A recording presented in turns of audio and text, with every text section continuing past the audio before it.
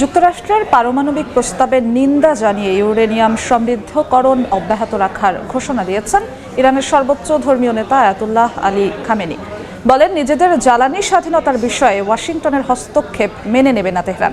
অন্যদিকে ইরান পারমাণবিক অস্ত্র নয় বরং শান্তি চায় বলে মন্তব্য করেছেন দেশটির প্রেসিডেন্ট মাসুদ পেজেশকিয়ান। ইরানের বৈজ্ঞানিক ও কারিগরি অর্জন বিসর্জন দেওয়া হবে না। তার দাবি, ইরান শান্তি চায়, পারমাণবিক অস্ত্র নয়। তবে মার্কিন প্রশাসন এখনো আনুষ্ঠানিক কোনো প্রতিক্রিয়া জানায়নি। আরাকচি সাফ জানিয়ে দেন, শান্তিপূর্ণ পারমাণবিক প্রযুক্তি ব্যবহার ইরানের অধিকার, যা থেকে তারা এক চুলও সরে আসবে না। যুক্তরাষ্ট্রের সঙ্গে চলমান আলোচনার লক্ষ্য যদি হয় ইরানের পরমাণু অস্ত্র তৈরি ঠেকানো, তাহলে সমাধানে পৌঁছানো সম্ভব। কিন্তু যদি আমাদের শান্তিপূর্ণ পারমাণবিক অধিকার কেড়ে নেওয়ার চেষ্টা হয়, তাহলে কোনো সমঝোতা সম্ভব নয়। এদিকে মিশরের প্রেসিডেন্ট আল সিসির সঙ্গেও দেখা করেন আরাকচি। বৈঠকে দ্বিপাক্ষিক সম্পর্কের ঐতিহাসিক উন্নয়নের কথা তুলে ধরেন তিনি। এক্সে লেখেন, মিশরের সঙ্গে সহযোগিতা এখন অভূতপূর্ব পর্যায়ে পৌঁছেছে। পশ্চিমা দেশগুলো বহুদিন ধরেই আন্তর্জাতিক সংস্থাগুলোকে নিজেদের রাজনৈতিক স্বার্থে ব্যবহার করছে। আইএই এর রিপোর্ট অতিরঞ্জিত।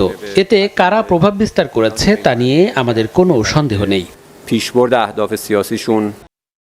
এরই মধ্যে ভেনেজুয়েলা সফরে গিয়ে ইরানের পার্লামেন্ট স্পিকার ঘালিবাফ জানান, পরমাণু অস্ত্র ইরানের প্রতিরক্ষা নীতির অংশ নয়। শান্তিপূর্ণ উদ্দেশ্যেই পরমাণু শক্তি চায় তেহরান।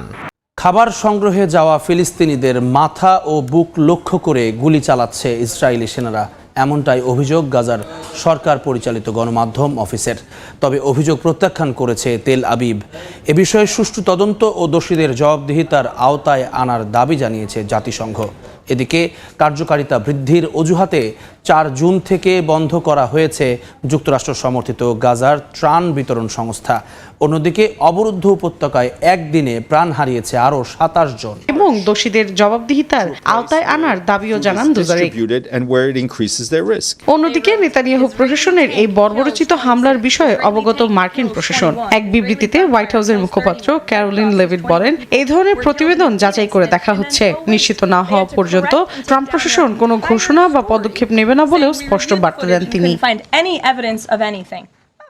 শান্তি আলোচনার দিনই পাল্টাপাল্টি হামলা চালিয়েছে রাশিয়া ও ইউক্রেন। এদিন রাশিয়ার বিভিন্ন অঞ্চলে বিমান হামলার দাবি করেছে জেলেনস্কি বাহিনী। জবাবে কিয়েভের ড্রোন কারখানা লক্ষ্য করে ক্ষেপণাস্ত্র ছুড়েছে মস্কো। হতাহত হয়েছেন কয়েকজন। এদিকে শান্তি আলোচনায় অংশ নেওয়া রুশ কর্মকর্তাদের মূর্খ হিসেবে অভিহিত করেছেন ইউক্রেনের প্রেসিডেন্ট ভলোদিমির জেলেনস্কি। যুদ্ধবিরতির প্রচেষ্টায় মস্কো কিয়েভের নেতাদের সঙ্গে বৈঠকে বসতে আগ্রহ প্রকাশ করেছেন মার্কিন প্রেসিডেন্ট ডোনাল্ড ট্রাম্প। চীন যুক্তরাষ্ট্রের বাণিজ্যিক উত্তেজনার পারদ আবারও বাড়ছে। যুক্তরাষ্ট্রের বিরুদ্ধে বাণিজ্য চুক্তি লঙ্ঘনের অভিযোগ এনেছে চীন। বেজিংয়ের অভিযোগ, ট্রাম্প শি জিনপিংকে দেয়া প্রতিশ্রুতি রাখেননি। এ সময় দেশটির বাণিজ্য মন্ত্রণালয় যুক্তরাষ্ট্রকে হুঁশিয়ারি দিয়ে জানায়, চীনের স্বার্থে যদি যুক্তরাষ্ট্র আঘাত করে তবে জোরালোভাবে তা প্রতিহত করা হবে। যুক্তরাষ্ট্রের এসব অভিযোগের কড়া প্রতিক্রিয়া জানিয়েছে চীন। হেক্সেতের বক্তব্যের পরিপ্রেক্ষিতে যুক্তরাষ্ট্রই এশিয়ার জন্য সবচেয়ে বড় হুমকি বলে দাবি করে চীনা পররাষ্ট্র মন্ত্রণালয়। দক্ষিণ চীন সাগরে মার্কিন অস্ত্র মোতায়েন, নজরদারি এবং চীনা দ্বীপপুঞ্জে উস্কানিমূলক তৎপরতার অভিযোগ তুলেছে বেইজিং।